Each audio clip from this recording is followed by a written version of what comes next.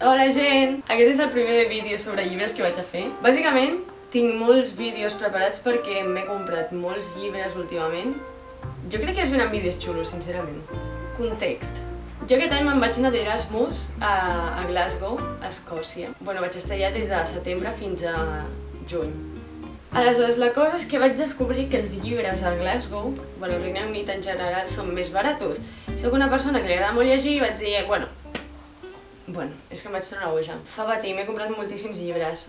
I he decidit fer 3 hauls dels llibres que m'he comprat. Una perquè hi ha moltíssims, i 2 perquè així els estructura en els llibres que m'he comprat el primer semestre, els del segon, i després quan vaig tornar per la exam season, que també vaig estar com 2 mesos. Així que comencem. Tenim molts llibres.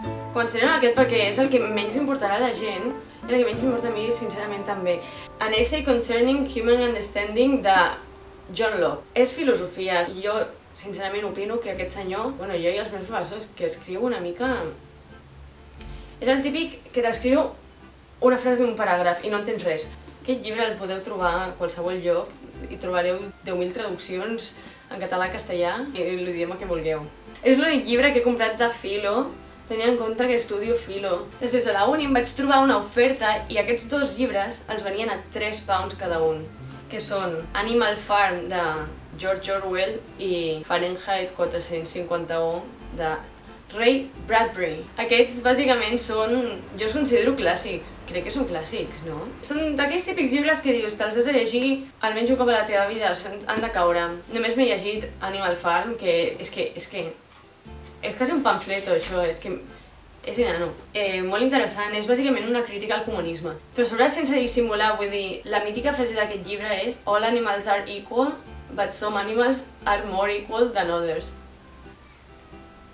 Bueno, també està en català i castellà. Aquest també és típic llibre, que no me l'he llegit encara, però que va sobre bombers, que la seva feina és cremar llibres, perquè que són els llibres font de cultura. També està traduït al català o al castellà, el trobareu qualsevol llibreria. Aquest llibre tampoc me l'he llegit, es diu On Earth We're Briefly Gorgeous de Ocean Vuong.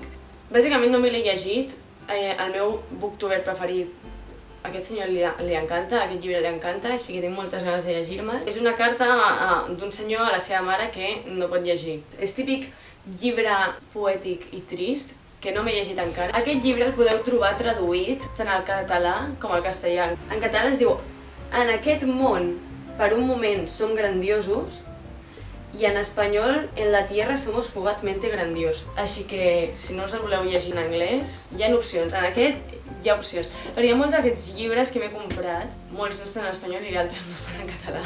Després, aquest sí me'l vaig llegir, We Were Liars, que perquè tinc entès es va fer famós al TikTok, de E. Lockhart. També està en català i castellà. En català es diu Mentiders i en castellà es diu Éramos mentirosos. Vaig plorar, em va agradar la veritat. Hi ha gent, aquest és el típic llibre que hi ha molta gent que li agrada molt i molta gent que l'odia molt. Jo tampoc em vaig tornar bojíssima amb aquest llibre, però a mi em va agradar molt. Després, aquest sé que es va fer viralíssim al TikTok. De fet, perquè fa poc ha sortit la pel·lícula, que no he vist encara, que surt la Lucy Hale, que és The Hating Game, de Sally Thorne. The Hating Game, típic llibre Enemies to Lovers. Aquest l'he trobat en castellà i no l'he trobat en català. En castellà és Cariño, cuánto te odio. Cariño, cuánto te odio en castellà. I en català no l'he trobat. Em va agradar? Sí, sin más. Vull dir, és que hi ha gent completament boja amb aquest llibre i jo, sincerament, mira... vale. Tot això és la meva opinió, vale? Si a algú li encanta un llibre d'aquests i dic que no, que ningú s'ofengui. Such a Fun Age de Kylie Reid. Aquest llibre em va agradar, em va semblar molt interessant i bàsicament va sobre com en aquesta societat la majoria de gent que acusa els altres de ser racistes també ho són, fent altres coses. Em va semblar molt interessant. Bàsicament comença amb una noia negra que és cangur d'una nena blanca vieja i va a un supermercat i el de seguretat bàsicament l'acusen de que ha segrestat a la nena. I així comença el llibre. Molt interessant. Aquest llibre l'he trobat en espanyol a internet, Los mejores años. En català no l'he trobat. Pues em va agradar, molt interessant. The Vanishing Half, de Brit Bennett. Aquest llibre no me l'he llegit encara, tinc moltes ganes de llegir-me'l. Va sobre dues germanes bessones que són negres però poden passar per blanques. I una decideix viure la seva vida com a blanca i una altra com a negra. I com de diferents són les seves vides degut a aquesta decisió. M'agrada perquè aquest té una portada com superaestètic. La veritat és que la majoria de portades que estan fent els nous llibres són així com amb molts colors, així... No me l'he llegit, tinc moltes ganes de llegir-me'l aquest. Bueno, és que tinc moltes ganes de llegir-me molts llibres que dels que m'he comprat. I aquest llibre sí que l'he trobat en català i en castellà. En català, bueno, és que es diuen exactament igual. En català es diu La meitat evanescent i en castellà La mitad evanescente, que s'agraeix quan tradueixen els títols literalment igual, perquè després no trobes els llibres, literalment. Hi ha un llibre que està aquí, que la traducció del títol Small Pleasures, de Claire Chambers. Tampoc me l'he llegit encara, val? Però per començar em sembla molt xulo que tingui els costats taronges. Digueu-me friki, però la portada és supermaca, la veritat. És sobre una periodista. Ja el comentarem realment quan me'l llegeixi.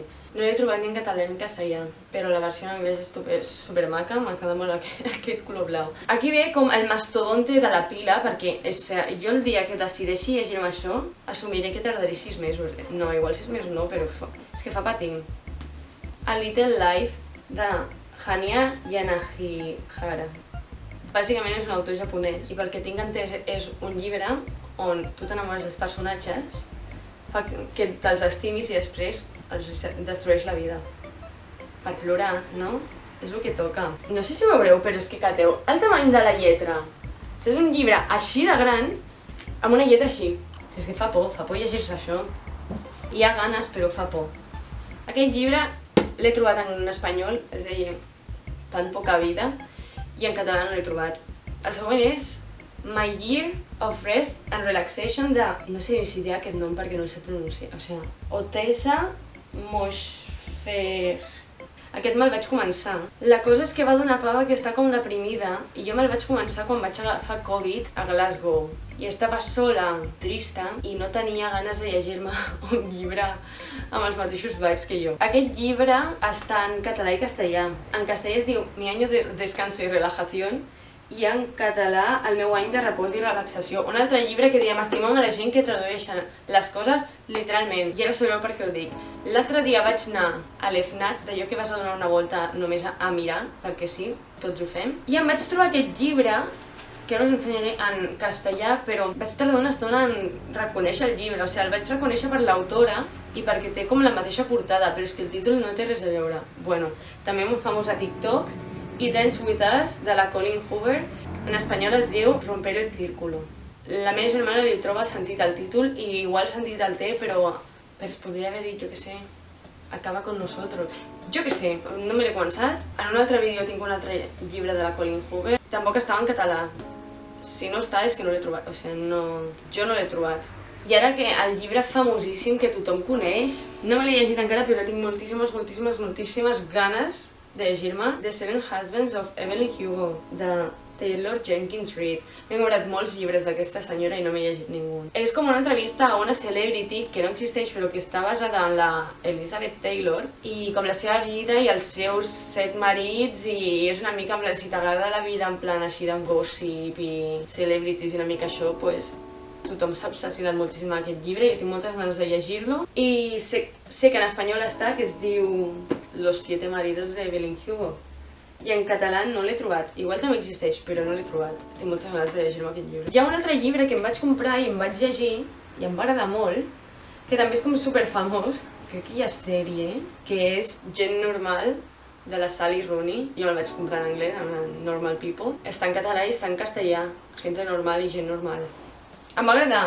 Hi ha molta gent que també odia molt a la Sally Rooney i molta gent que li agrada molt.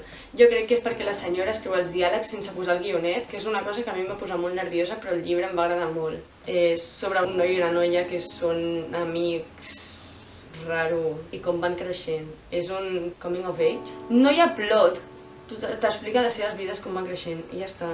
Em va encantar. Com li diuen la gent d'allà, Ariadne, de Jennifer Saint. No m'he llegit Ariadne encara, però m'he llegit Electra, que és de la mateixa autora, i m'ha encantat. Algú ha escrit un llibre amb el meu nom. Bàsicament, Ariadna. La cosa és que sóc lo suficientment narcisista com perquè la meva amiga m'hagi comprat el llibre en castellà només perquè posi el meu nom. En català no l'he trobat, cosa que fa mal, però almenys tinc un llibre que posa a la portada Ariadna. Després, anem a la secció d'autoajuda. Començaré per el que em vaig llegir, no em vaig acabar perquè no m'agrada. Es diu Untamed, Stop Pleasing, Start Living, de la Glennon Doyle. Bàsicament són mini-històries bueno, no històries, però aquesta senyora va explicant com el que li sembla. Se'm va fer molt pesat, no m'agrada gens saber. Vaig intentar acabar, o sigui, hi havia capítols que estaven bé i altres que deies, quin pal. Un capítol que explica en plan que porta tota la vida educant a les seves filles perquè siguin dones independents i fortes, no sé què, i després s'ha donat compte que no ha tingut la mateixa atenció de donar una educació feminista als seus fills, o sigui, masculins. M'alegro que hagis tingut aquesta reflexió i intentis canviar, però no m'estàs aportant res perquè em va cansar una mica aquell llibre i per això no el vaig acabar.